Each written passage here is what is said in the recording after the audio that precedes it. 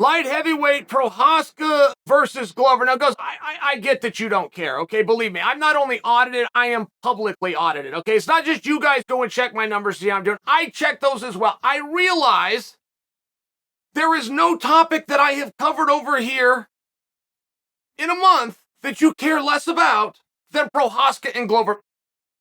But bear with me, okay? Bear with me. Because we are the ones that announce this. I don't announce news. I don't call around and find things out. Some guys like to do that. I don't do that. News hits, I come and discuss it, but I did bring you this. I brought you this before anybody else ever posted. I brought it to you by simple addition. You had three guys, Glover, Ankalaev, and Jan. One of those three is going to be chosen to go with Prochazka. None of those three did anything to increase their chances. Out of nowhere, Ankalaev calls out Jan. So as soon as that happened, those two leave. Glover's the only one left. So Glover, by default, gets put in with Prochazka. Okay, here we are. Jamal Hill is now going after Jan. Okay? Now, Jamal Hill would have to be a Sandhagen to do that. The fact that Glover got the fight is very obviously because people like the idea of Blachowicz versus Ankalaev, right? Very obvious. So there's no place for Jamal. As soon as Glover got the fight, that just told us, the audience, that Prochazka and Ankalaev, I apologize, Blachowicz and Ankalaev is a thing, but Jamal still called out Blachowicz. Ankalaev weighed in over the top of Jan's call-out, or I apologize, of Jamal's call-out of Jan. Ankalaev comes over the top of it and tells Jamal, "Don't play with my food."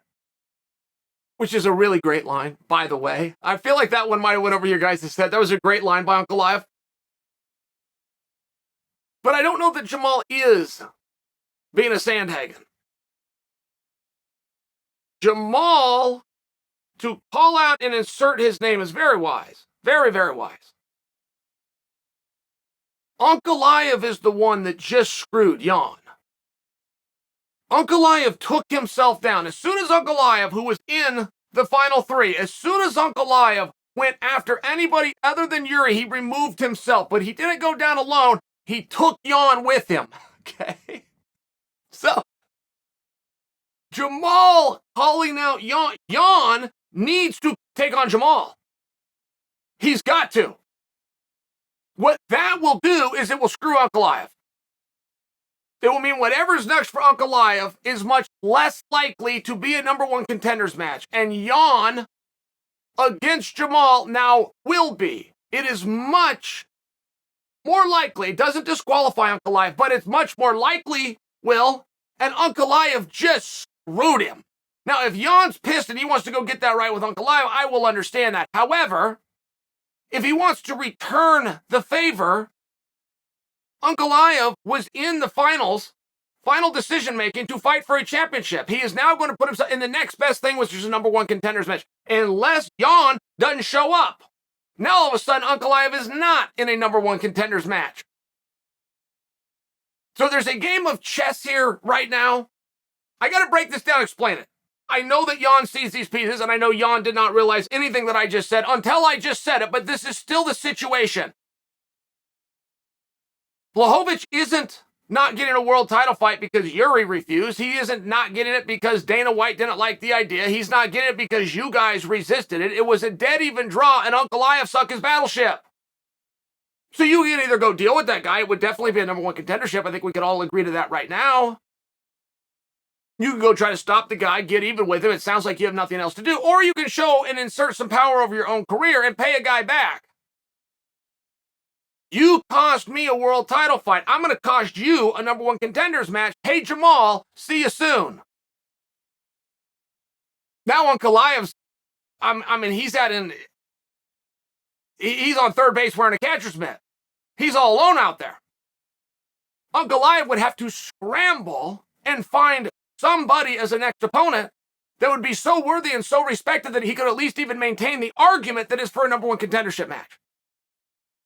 It would mean Ankalaev and his new dance partner are fully competing with Jamal and Jan for number one contendership. Now, these guys were just in a fight for 7 weeks, and none of them threw a punch. But it appears like they've woke up a little bit. And it's very important that you understand what I'm saying to you. It's very important that this does not go in 1 year and out the next. Glover is going to fight for the belt, and Glover did nothing. Zero to get it. But Ankalaev took himself and Jan off the table. Jan now owes Ankalaev. How does he want to seek that revenge? Does he want to go fight him? Does he want to prove it? Does he not even care? He just wants the opportunity with Jiri, and this is what he has to go do. Fine, I can live with that answer, but pettiness is what this entire business is built upon. Jan has a chance right now, through the media, to stick it up Ankalaev's ass, who just stuck it up his. And all he has to do is accept a challenge that's already been issued from Jamal. That's all he has to do.